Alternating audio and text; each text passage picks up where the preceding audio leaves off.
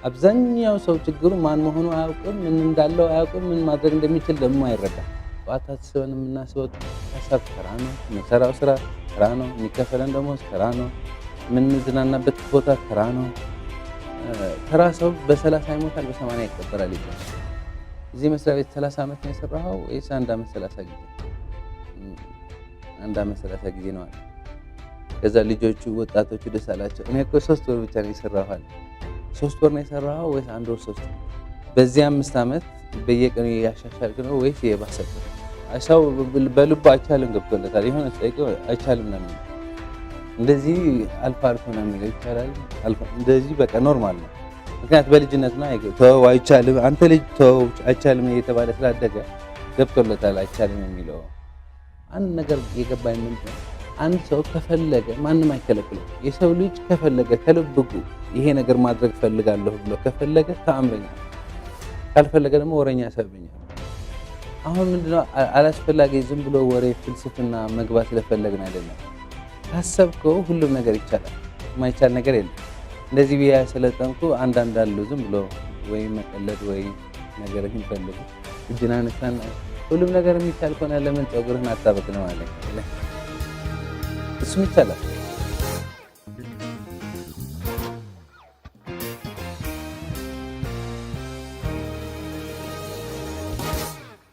ሰላም ጤና ይስጥልኝ የላይፍ ስታይል ፕሮግራም ተከታታዮች፣ እኔ ዳዊት ድሪምስ ነኝ። የዛሬ እንግዳ ነኝ። አብራችን ቆዩ።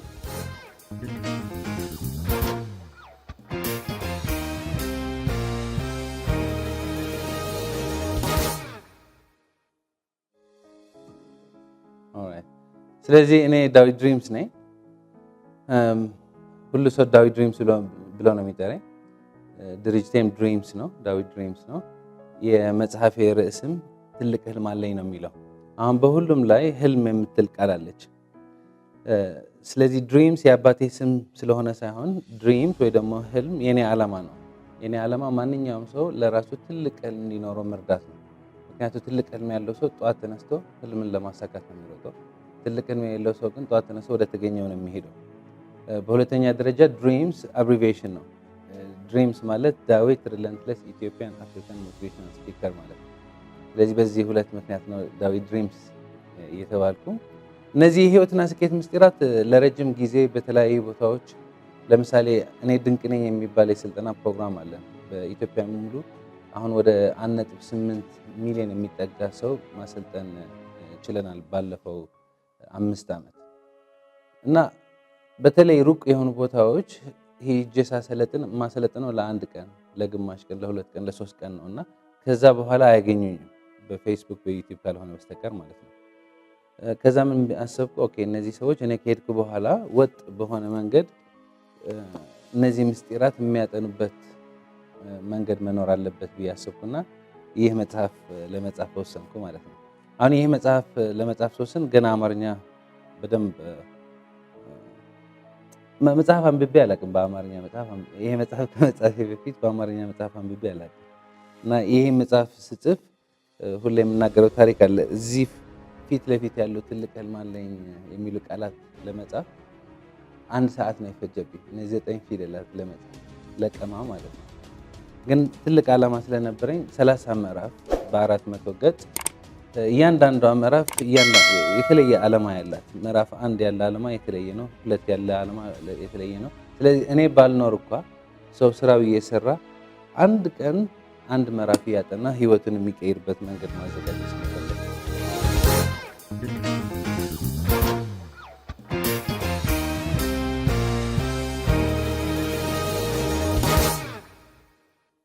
ስለዚህ የመጽሐፉ መዋቅርም ዓላማም መጀመሪያ ላይ በደንብ መንሽን አድርጌዋለሁ። ከየት ነው የተነሳ? መጽሐፍ ታነባለህ፣ ፐርሰናል ዴቨሎፕመንት መጽሐፍ ታነባለህ እና አብዛኛው መጽሐፉ ትኩረቱ መቀየር ትችላለህ ነው። ሞቲቬሽናል ስፒች ትሄዳለህ፣ መቀየር ትችላለህ ነው። ዩቲዩብ ከፍተህ ቪዲዮ ስታይ ትችላለህ፣ አንተ መቀየር ትችላለህ። ትንሽ ከዛ ካለፈ ህይወትህ እንዲቀየር አንተ መቀየር አለብህ ነው የሚለው።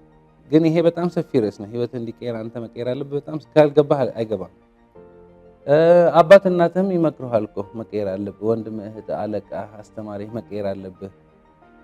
አንተም ራስህ ከነገ ጀምሮ ቀይራለሁ፣ ከአዲስ ዓመት በኋላ ቀይራለሁ፣ ከሰኞ ጀምሮ ቀይራለሁ ይላል ሰው።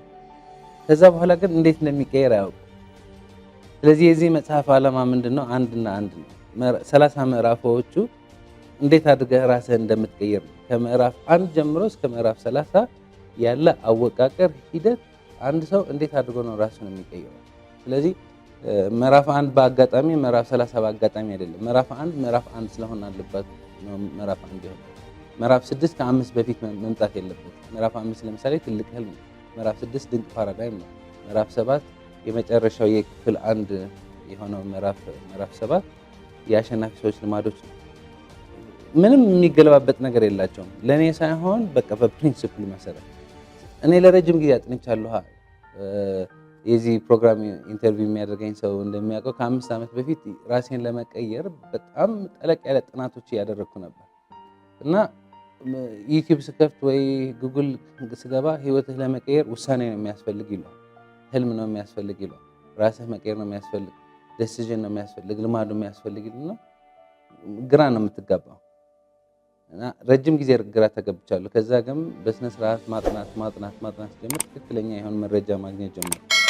ስለዚህ የመጽሐፉ አወቃቀር ቀን ኤቭሪቲንግ የተደረገው አንድ ሰው ምዕራፍ 1 ጀምሮ ምዕራፍ 30 ሲደርስ በምዕራፍ 30 ሌላ ሰው እንዲፈጠር ይረዳል።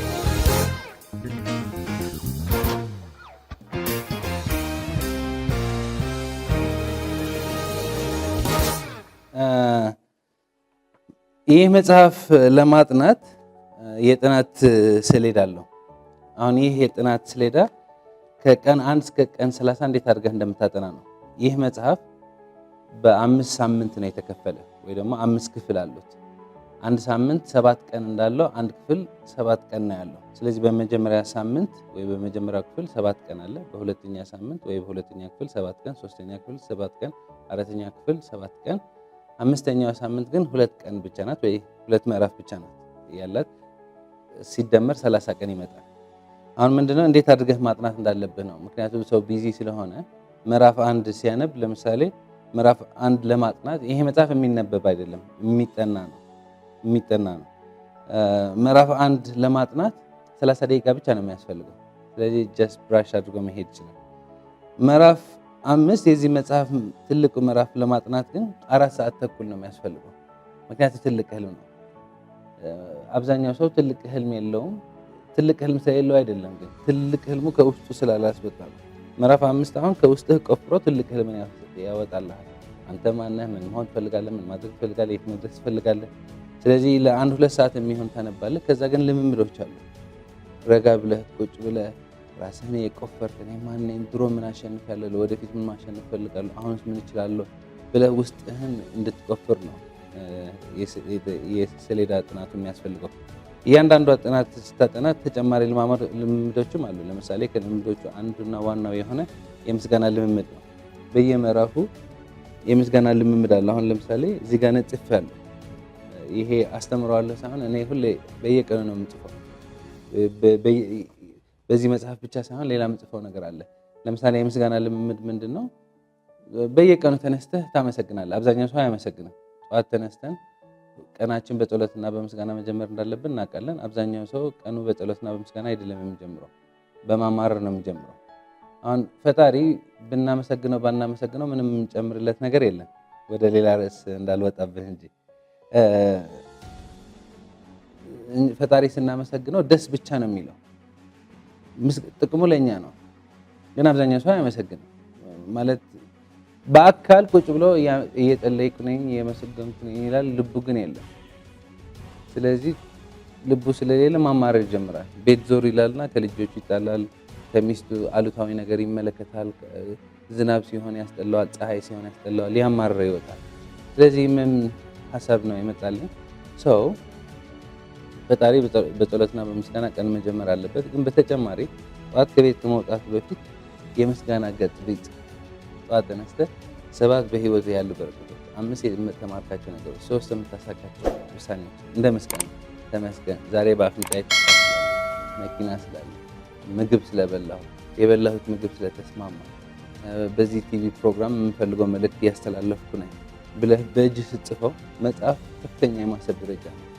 ልብህ በምስጋና ይሞላልና አመስጋኝ ያደርጋልና ሙሉ ቀን በምስጋና የተሞላ ነገር ነው ወደ ራስህን የምታየው።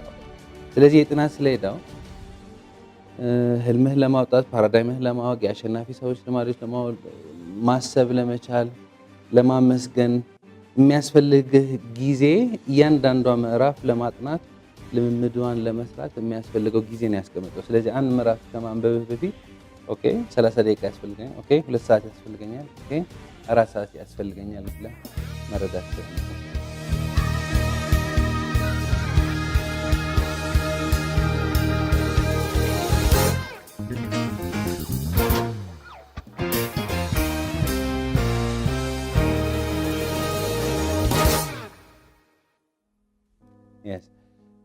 አንድ ከምሰለጣቸው ስልጠናዎች ራስህን ገምገም የሚባል አለ።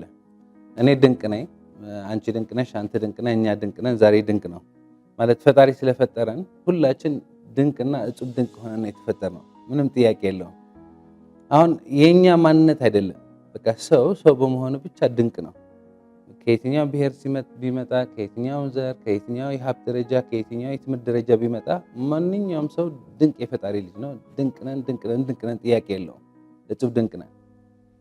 ግን ይህ ድንቅ አቅማችንና ማንነታችን የምንጠቀምበት ደረጃ ተራ ሊሆን ይችላል። ሰው ድንቅ ሆኖ ድንቅ አቅም የሚጠቀምበት ደረጃ ተራ ወይ ደካማ ወይ መጥፎ ወይ በጣም መጥፎ ይሆናል። ወይ ታላቅ ሊሆን ይችላል፣ ወይ ድንቅ ሊሆን ይችላል፣ ወይ በጣም ጥሩ ሊሆን ይችላል፣ ወይ ደግሞ እጹብ ድንቅ ሊሆን ይችላል። ስለዚህ ራስህን ትፈትሻለህ። ስለዚህ አብዛኛው ጊዜ ራሱን ሲፈትሽ ራሱን ተራ ሆኖ ነው የሚያገኘው። አሁን ይሄ ተራነቱ በብዙ መንገድ ነው የሚገለጸው። አንዱ ከሚገለጽበት መንገድ ማንኛውም ሰው እንዴት ነህ ስትለው የሚመልሰው መልስ አለ። አንዳንድ ሰው ምስጢሩ ስለማይገባ እንዴት ነህ ስትለው ዛሬ ደብሮኛል፣ ደክሞኛል ነው የሚለው። ጠዋት ተነስቶ አንድ ሰው ደብሮኛል ካለ ቢሮ ሲሄድ ደግሞ ሌላ እንደሱ የደበረው ሰው ያገኛልና አንተም ደብረሃል፣ አዎ ዛሬ የሚደብር ቀን ነው ይላሉ። ምንም የሚደብር ቀን የለም፣ ግን የሚያወሩት ያለ ደብሮኛል ስለሆነ የሚያዳምጥ ደብሮኛል ነው። የምናወራውና የምናዳምጠው ደብሮኛል ከሆነ ሀሳባችን ደብሮኛል ነው፣ ስሜታችን ደብሮኛል ነው፣ እምነታችን ደብሮኛል ነው፣ ድርጊታችን ደብሮኛል ነው። ስለዚህ ውጤታችን ደብሮኛል ነው፣ ህይወታችን ደብሮኛል ይሆናል። ግን መቀየር እንችላለን። እንዴት ነው የምንቀይረው? እኔ ድንቅ ነኝ፣ አንቺ ድንቅ ነሽ፣ አንተ ድንቅ ነህ፣ ዛሬ ድንቅ ነህ፣ ህይወቴ ድንቅ ነው፣ ትልቅ ህልም አለኝ፣ ህልሜ ይቻላል ብለን መንፈስ ከተነሳን ደግሞ የምናወራው ድንቅ ነው፣ የምናዳምጠው ድንቅ ነው፣ ሀሳባችን፣ ስሜታችን፣ እምነታችን ድንቅ ነው፣ ድርጊታችን፣ ውጤታችን ድንቅ ነው። ስለዚህ ህይወታችን ድንቅ ይሆናል። ግን ብዙ ሰው እኔ ድንቅ ነኝ አይልም፣ ምክንያቱ ዊርድ ይሆንበታል። ደብሮኛልም ላይል ይችላል፣ አመስጋኝ ሊሆን ይችላል። ግን አጉል የሆኑ መልሶች አሉ። እንዴት ናት አንተ ሰው አለሁልሽ፣ ምንም አልልም እንደዚሁ ነው የሚለው አብዛኛው ሰው። አሁን ምን እንደሚያሳይ እንደ አፈጣጠራችን ድንቅነት አያሳይም።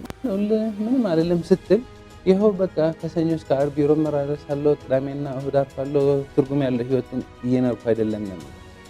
ስለዚህ እኔም ሆኖ የእኔ ቤተሰብ ያመጣነው ባህል ምንድነው? እንዴት ነው ሲባል የምናወራው ወሬ ስለምናዳምጠው ስለምናስበው እሱ ጋር ላይ ኃይለኛ ጥንቃቄ ማድረግ ፈለገ። እንዴት ነው ሲባል መጀመሪያ ሰው እንደ እምነቱ እግዚአብሔር ይመስገን አልሐምዱሊላህ እንደ እምነቱ ፈጣሪውን ያመሰግናል። ከዛ ቀጥሎ የሚመልሰው መልስ ግን አለሁልሽ ሳይሆን እኔ ድንቅ ነኝ። ፈተና ውስጥ ልትሆን ይችላለህ፣ ዛሬ ድንቅ ነው። ስራ ችግር ውስጥ ሊሆን ይችላል፣ ስራዬ ድንቅ ነው። ሁሉም ድንቅ ነው ስትል ድንቅ የምትሆንበት መንገድ ትፈልጋለህ፣ ታገኛለህ። የምታወራው የምትፈልገው ማግኘት አይቀርም። ድንቅ ስትል ድንቅነት ታገኛለህ። ከብዶኛ ስትል የሚከብድበትና የምትሸነፍበት መንገድ ታገኛለህ። ስለዚህ ቃላታችን መቆጣጠር አለ።